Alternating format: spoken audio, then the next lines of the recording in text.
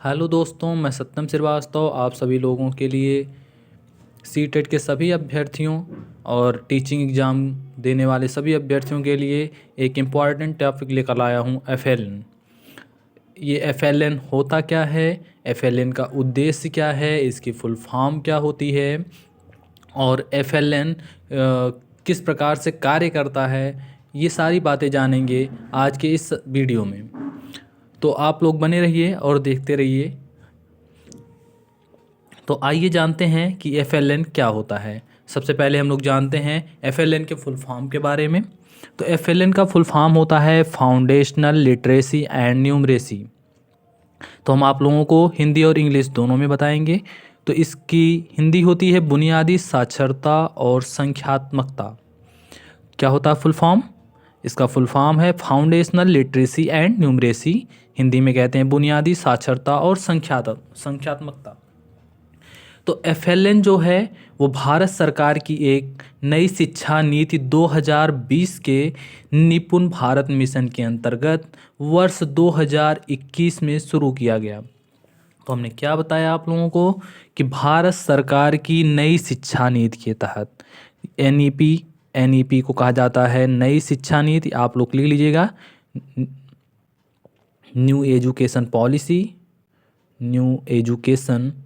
Policy. इसके लिए मैं अलग से वीडियो लाऊंगा आप लोगों के लिए। केवल आपको फुल फॉर्म बता दे रहा हूँ, न्यू एजुकेशन पॉलिसी 2020। क्योंकि समय समय पर शिक्षा के लिए भारत सरकार जो है नई नई शिक्षा नीतियाँ लाया करती है। तो एनईपी 2020 के तहत इन्होंने एफएलएन की शुरुआत करी थी। तो ये निपुण भारत मिशन के अंतर्गत इसको रखा गया था। क्या था? निपुण के अंतर्गत इसको निपुण। अब निपुण का भी एक वीडियो हम आपके लिए लेकर आएंगे। तो ये सारी चीज़ें हम डिटेल में बात करेंगे अगले वीडियो में।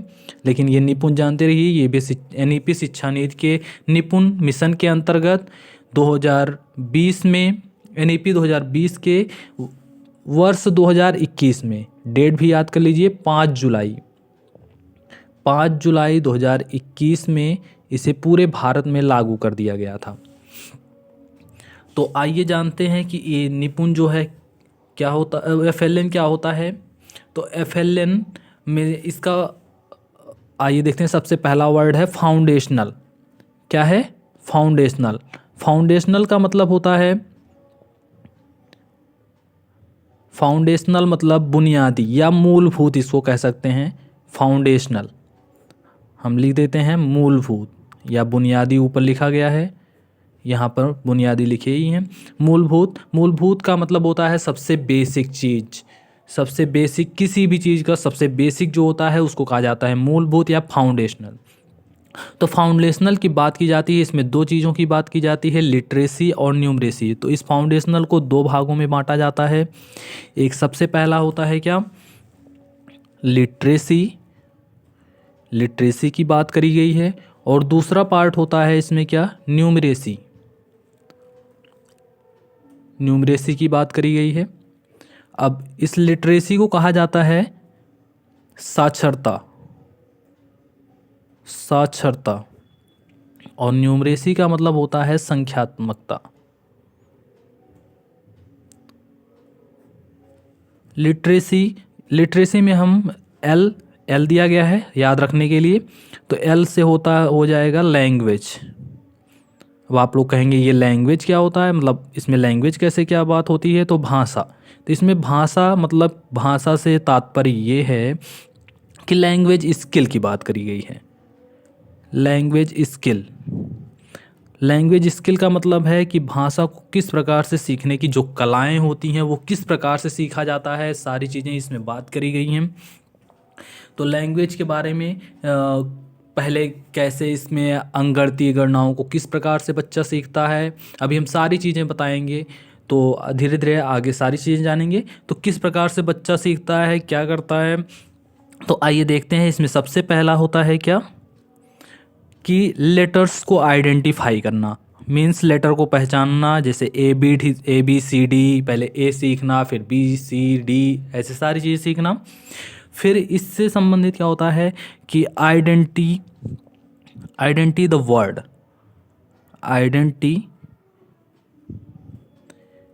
आइडेंटिफाई द वर्ड मीन्स क्या होता है कि शब्दों की पहचान करना। पहले अगर वो अक्षर सीखेगा, अक्षर का ज्ञान करेगा, फिर अक्षर से वो शब्दों का ज्ञान करेगा धीरे धीरे। जैसे कैट रैट लिख देते हैं, जैसे कैट यहाँ ABCD था, फिर यहाँ आ जाएगा, उनको मिला करके एक बार कैट सीख लेगा, रैट सीखेगा। इसी प्रकार से कार, राम श्याम गीता सारी चीज़ें जानना शुरू करेगा। तो क्या करेगा, पहचानना, शब्द पहचान।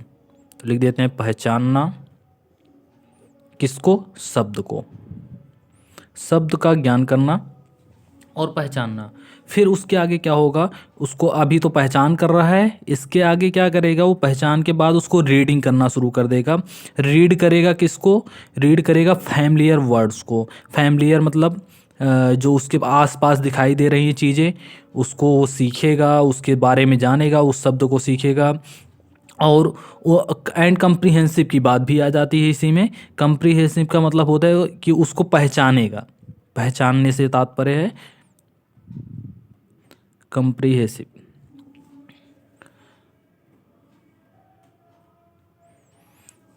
उसके बाद जो है इसके आगे लास्ट में आता है क्या, उसको ओरली, जब वो सब सारी चीज़ें, पहले लेटर्स का ज्ञान हो जाएगा, अक्षर का ज्ञान हो जाएगा, फिर शब्द की पहचान करेगा कि कैट रैट कार सारी चीज़ें साथ जानेगा। उसके बाद रीड करेगा उसके आसपास की चीज़ों को। सबसे लास्ट में क्या होगा, फिर बिना देखे ही ओरली वो सारी चीज़ें बताने लगेगा कि यहाँ कार थी, यहाँ कैट थी, यहाँ रैट था। तो ओरली रीड करने लगेगा, ओरली बोलने लगेगा, उसको भाषा का ज्ञान हो जाएगा और वो फ्लुएंटली उसको बोलना शुरू कर देगा।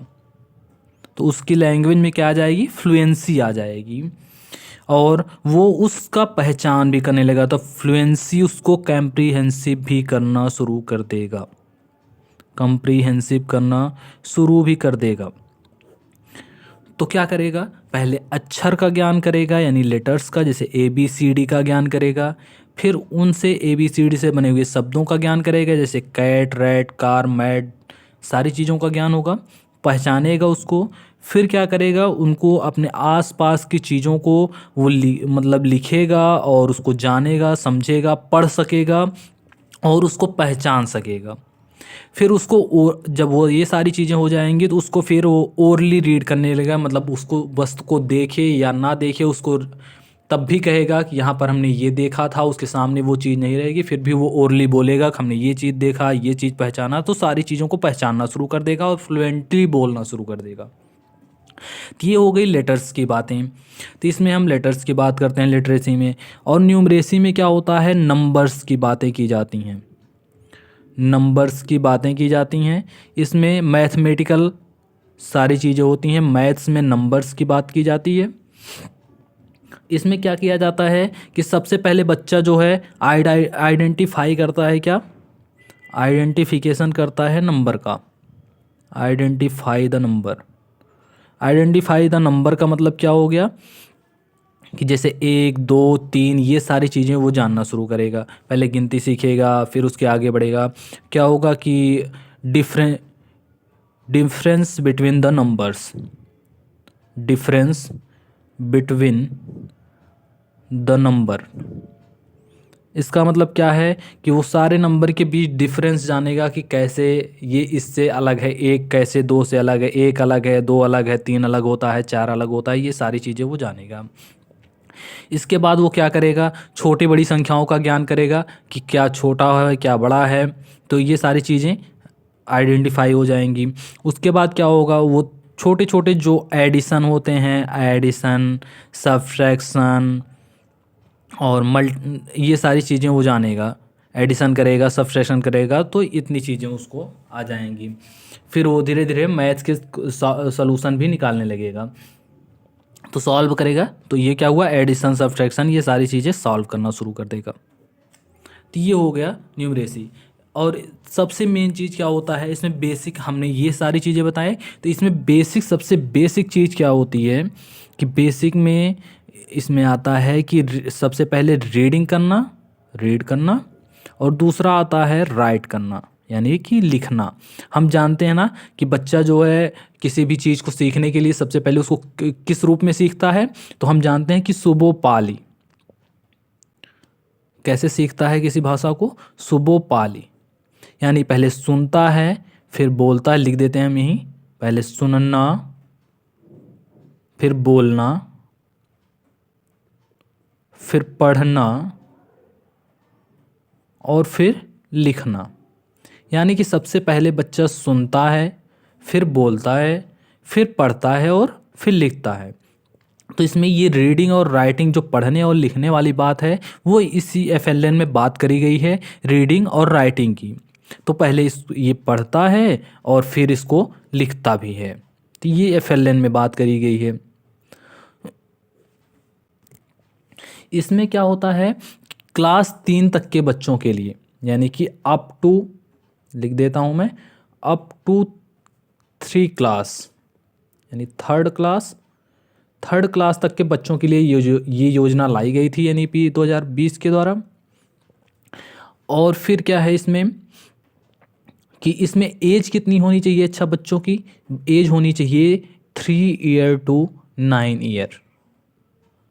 3 ईयर टू 9 ईयर तक की एज होनी चाहिए बच्चे की। तो ये सारी चीज़ें हो गई। आज हमने FLN के बारे में इतनी सारी चीज़ें पढ़ी। और अभी इसका उद्देश्य क्या होता है, आइए उद्देश्य भी जान लेते हैं क्या होता है। तो इसमें इसका उद्देश्य होता है, हम लिख देते हैं यहाँ, एम। इसका एम क्या होता है, यानी कि उद्देश्य। FLN का उद्देश्य होता है कि बच्चे जो है खेल खेल में सीखें। तो लर्निंग बाय प्लेइंग, खेल और खोज के द्वारा सीखना, बच्चों को खोज के द्वारा सीखना। तो इसका मोटो ही होता है, इसका मोटो जब दिया गया तो वो होता है learning by playing. Learning by play या प्लेइंग। तो लर्निंग बाय प्ले इसमें होता है कि खेल खेल में बच्चों को सिखाना, उनकी गतिविधियों के आधार पर शिक्षा को देना, शामिल करना। और घरेलू भाषाओं, यानी ये लिटरेसी हमने सिखाया है। इस FLN का उद्देश्य यही है, लिटरेसी देने का, कि बच्चे जो है घरेलू भाषाओं को औपचारिक रूप में शामिल कर एक समावेशी शिक्षा का निर्माण जो कर सकें। समावेशी मतलब सारे बच्चे एक साथ पढ़ सकें, उनको घरेलू भाषा में शिक्षा दी जानी चाहिए और उसको औपचारिक रूप से बच्चों को बताया जाना चाहिए, ताकि बच्चों को ज़्यादा तरीके अच्छे से समझ में आए। और समावेशी शिक्षा को के माध्यम से जो है बच्चों को पढ़ाया जाना चाहिए। ये कोई भेदभाव नहीं करना चाहिए कि ये बच्चा थोड़ा सा अगर विकलांग है तो उसको ऐसे किया जाए, इस तरीके से किया जाए। तो ऐसे कोई भेदभाव नहीं किया जाना चाहिए किसी के साथ।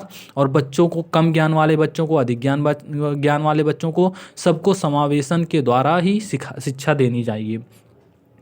तो बच्चों को, और इसका एक उद्देश्य और भी है। क्या उद्देश्य है कि कौशल विकास को बढ़ावा देना। कौशल विकास को बढ़ावा देना। कौशल विकास को बढ़ावा देना। आप लोग नोट्स बना लीजिएगा इसका। और क्या उद्देश्य है? और उद्देश्य ये है कि शिक्षा सामग्री में स्थानीय भाषा और मातृभाषा का ज्ञान करवाना, यानी जो TLM होता है, TLM में स्थानीय भाषा, ताकि बच्चा अच्छे तरीके से समझ सके। स्थानीय भाषा और मातृभाषा में शिक्षा दी जानी चाहिए। और क्या होता है कि बच्चों में कौशल विकास तो हो ही गया है, और बच्चे के शिक्षा के स्तर का मूल्यांकन करना चाहिए। समय समय पर शिक्षा के स्तर का मूल्यांकन किया जाना चाहिए।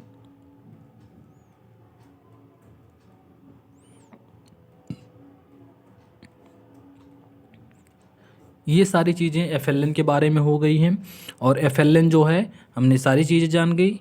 और एक बार फिर से हम बता दें आपको कि FLN जो है NEP 2020 के अंतर्गत भारत सरकार द्वारा पूरे भारत में लागू की जाने वाली कक्षा 3 तक के बच्चों के लिए, जिनकी एज 0 से 9 तक की होती है, उन लोगों के लिए ये शिक्षा नीति लाई गई थी। कहीं कहीं आप लोगों को कोई कोई ये भी बताएगा कि ये जो है दीक्षा और जो प्रोग्राम आए हैं दीक्षा सगुन, ये सारी चीज़ें जो है ये एक अलग होती है, ये FLN के अंतर्गत नहीं आती है। तो ये चीज़ जानना आपको ज़रूरी है, ये नहीं कि आप FLN में ही पढ़ने लगिए। तो आगे हम क्लास लाएंगे आपके लिए। अगर आपको अच्छा लगा हो तो लाइक, सब्सक्राइब एंड शेयर करना ना भूलें। कमेंट बॉक्स में हमको बताएं कि आगे आपका कौन सा टॉपिक चलाया जाए। Thank you. जय हिंद।